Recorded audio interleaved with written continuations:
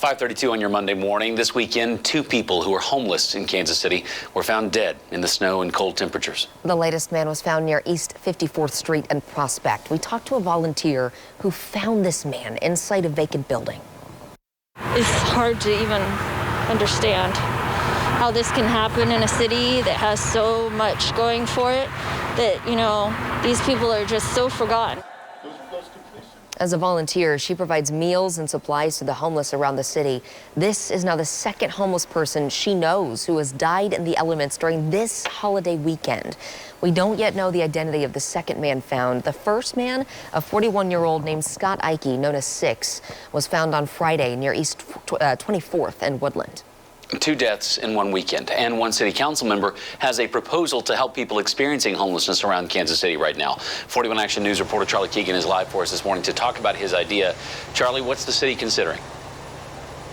So Councilman Brandon Ellington wants the city to consider building shelters here at places like parks, where you can see even early this morning in the snow, there are people sleeping out here at Washington Square Park in downtown Kansas City. He'd also like to see some of these shelters, go into abandoned schools or abandoned hotels, bring some usefulness to those areas.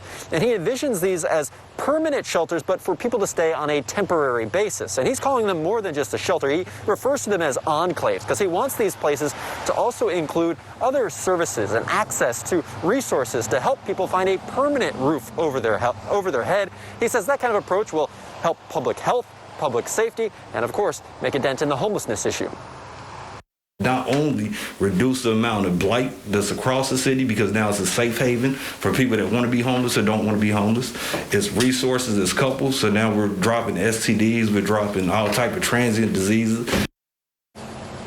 Now, there is a process before this can happen. This week, Councilman Ellington hopes to talk about this proposal with some of his fellow council members to try and drum up support so that he can bring it to the entire council with enough support to get something passed over the next couple of weeks. So, Lindsay and Taylor, it's not something that happens overnight, but it is in the process getting started now.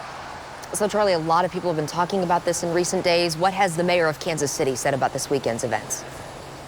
So the mayor did tweet out over the weekend about these 2 deaths here of homeless people in the area, and he basically said that the city has been doing some work, but said that, quote, clearly there is more to do based on what has been happening here this past weekend. Lindsay.